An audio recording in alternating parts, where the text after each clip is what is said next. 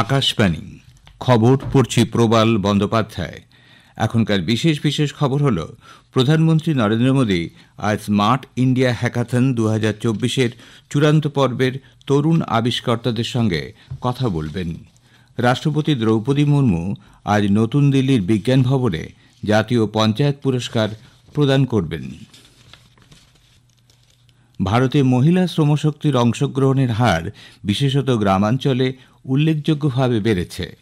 প্রতিরক্ষামন্ত্রী রাজনাথ সিং গতকাল রাশিয়ার রাষ্ট্রপতি ভ্লাদিমির পুতিনের সঙ্গে সাক্ষাৎ করেন।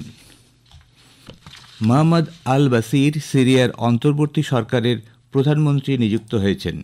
আইএসএল ফুটবলে আজ চেন্নাইয়ান এফসি হায়দ্রাবাদ এফসির বিরুদ্ধে খেলবে। আসছে বিস্তারিত সংবাদে। প্রধানমন্ত্রী নরেন্দ্র মোদী আজ স্মার্ট ইন্ডিয়া হ্যাকাথন 2024-এর চূড়ান্ত পর্বের তরুণ আবিষ্কর্তাদের সঙ্গে কথা বলবেন। ভিডিও কনফারেন্সিংয়ের মাধ্যমে দেশজুড়ে 51টি কেন্দ্রে আয়োজিত ওই অনুষ্ঠানে অংশ নেবেন প্রধানমন্ত্রী। 1300-র বেশি পড়ুয়াদের দল চূড়ান্ত প্রতিযোগিতায় প্রতিদ্বন্দ্বিতা করবেন। প্রধানমন্ত্রী এই অনুষ্ঠানে সমবেতদের উদ্দেশ্যে ভাষণ দেবেন। পশ্চিমবঙ্গে আইআইটি খড়গপুর স্মার্ট ইন্ডিয়া হ্যাকাথনের চূড়ান্ত পর্যায়ের প্রতিযোগিতার আয়োজন করা হচ্ছে। পড়ুয়াদের 35টি দল সেখানে অংশ নেবে। উল্লেখ্য, সপ্তম স্মার্ট ইন্ডিয়া হ্যাকাথন 11ই ডিসেম্বরে একসঙ্গে দেশের 11টি নোডাল কেন্দ্রে শুরু হবে। সফটওয়্যার সংস্করণ চলবে একটানা 36 ঘণ্টা, অন্যদিকে হার্ডওয়্যার সংস্করণ চলবে 15ই ডিসেম্বর পর্যন্ত। জম্মু কাশ্মীরে ইন্ডিয়ান ইনস্টিটিউট অফ টেকনোলজি জম্মুতে স্মার্ট ইন্ডিয়া হ্যাকাথনের ফাইনাল আজ শুরু হচ্ছে। National critical information infrastructure protection সেন্টারের আয়োজনে গুরুতর সাইবার নিরাপত্তা চ্যালেঞ্জের মোকাবিলা করার উদ্দেশ্যে সারা দেশ থেকে 30টি দল প্রতিযোগিতা করবে। আইআইটি জম্মুর 3টি দলও এই মর্যাদাপূর্ণ ইভেন্টে কর্ণাটক, দিল্লি এবং গুয়াহাটির নোডাল কেন্দ্রগুলিতে ইনস্টিটিউটের প্রতিনিধিত্ব করবে। শিক্ষা মন্ত্রক আয়োজিত দেশব্যাপী এই উদ্যোগের সপ্তম সংস্করণের উদ্বোধন করবেন কেন্দ্রীয় শিক্ষামন্ত্রী ধর্মেন্দ্র প্রধান। ভারত জুড়ে 51টি নোডাল কেন্দ্র সহ আইআইটি জম্মু সাইবার নিরাপত্তা ক্ষেত্রে উদ্ভাবন এবং সমস্যা সমাধানে মূল ভূমিকা পালন করবে। রাষ্ট্রপতি দ্রৌপদী মুর্মু আজ নতুন দিল্লির বিজ্ঞান ভবনে জাতীয় পঞ্চায়েত পুরস্কার প্রদান করবেন। এবছর 1,94,000 গ্রাম পঞ্চায়েতের মধ্যে থেকে বিভিন্ন বিভাগে ভালো কাজ করার জন্য মোট 45টি পুরস্কার দেওয়া হবে। তৃণমূল স্তর থেকে দীর্ঘমেয়াদী উন্নয়নমূলক কাজের পরিচালনার স্বীকৃতি হিসেবে এই পুরস্কার, যা আগামী দিনে পঞ্চায়েত ব্যবস্থাকে শক্তিশালী করতে সাহায্য করবে। এবছর ত্রিপুরা এবং ওড়িশা সর্বোচ্চ 7টি করে পুরস্কার পাচ্ছে। ত্রিপুরায় বিভিন্ন জেলা, ব্লক এবং পঞ্চায়েত মিলিয়ে মোট 10 কোটি টাকা পুরস্কার থাকবে।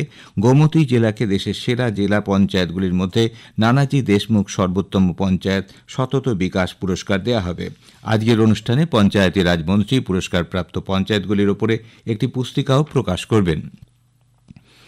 সভা পরিচালনার কাজে পক্ষপাতিত্বের অভিযোগ তুলে বিরোধীরা সাংসদরা গতকাল রাজ্যসভার চেয়ারম্যান জগদীপ ধনখড়ের বিরুদ্ধে অনাস্থা প্রস্তাব জমা দিয়েছেন।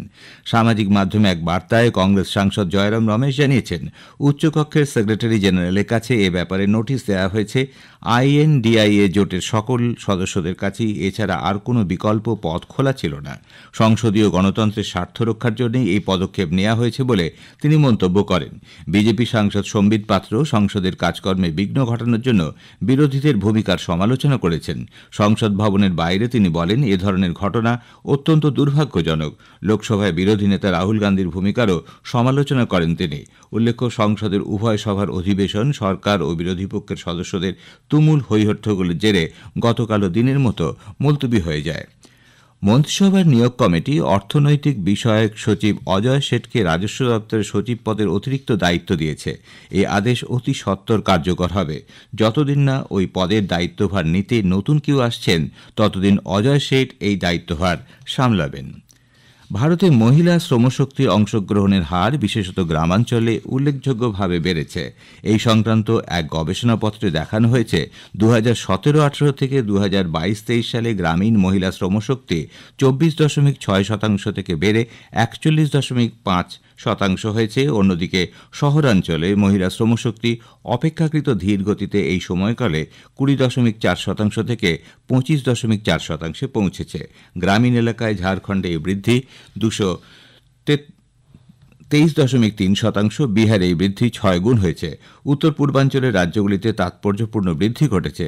ঝাড়খণ্ড ও রাজস্থানের গ্রামাঞ্চলে অবিবাহিত মহিলাদের থেকে বিবাহিত মহিলাদের মধ্যে শ্রমদানের উচ্চ হারে অংশগ্রহণ লক্ষ্য করা গেছে। প্রধানমন্ত্রী নরেন্দ্র মোদী আজ বিশিষ্ট তামিল কবি ও স্বাধীনতা সংগ্রামী সুব্রমণিয়াম ভারতীর রচনা সমগ্র সংগ্রহ প্রকাশ করবেন। সুব্রমণিয়াম ভারতীর রচনা মানুষকে দেশাত্মবোধে উদ্বুদ্ধ করেছিল। ভারতীয় সংস্কৃতি ও আধ্যাত্মিক ঐতিহ্যকে তিনি সহজ ভাষায় সাধারণ মানুষের মধ্যে ছড়িয়ে দিয়েছিলেন। 23 খণ্ডে সম্পূর্ণ এই সংকলনটি সম্পাদনা করেছেন সিনি বিশ্বনাথন। এই সংকলনে সুব্রমণিয়াম ভারতীর চিন্তাভাবনা সম্পর্কে বিভিন্ন ব্যক্তির লেখাও সংকলিত হয়েছে। খবর শুনছেন আকাশবাণী থেকে।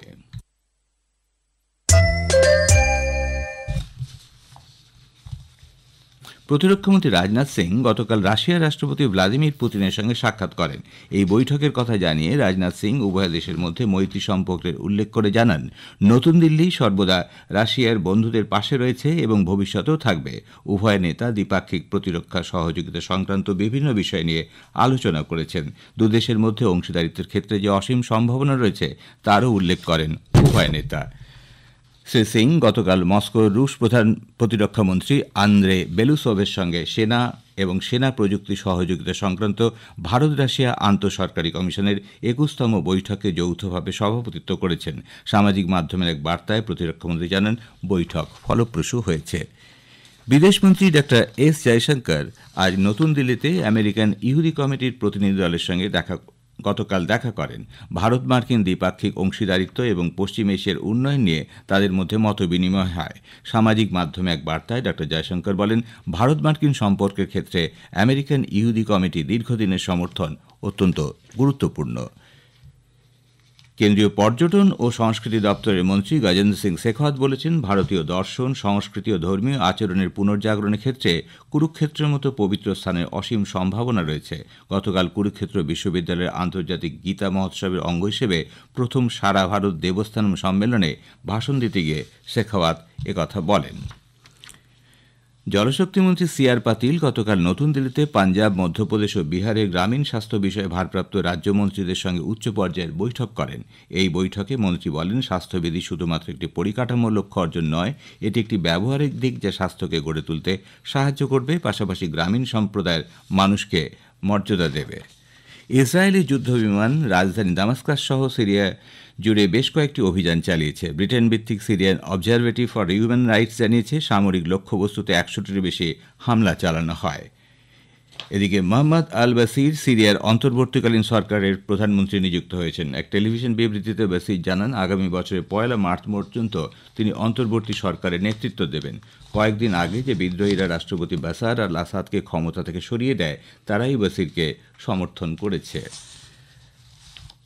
বিদেশ সচিব বিক্রম মিশ্রে গতকাল নতুন দিল্লিতে জার্মানির সাংসদ আন্দ্রেয়াস সুয়ার্জ ইঙ্গো গ্যাডেসেন্স গেসেস লেউথ সেবাস্টিয়ান সাফারের সঙ্গে সাক্ষাৎ করেছেন। বৈঠকে তিনি ভারত জার্মানি কৌশলগত অংশীদারিত্বকে আরও শক্তিশালী করার ওপর জোর দেন।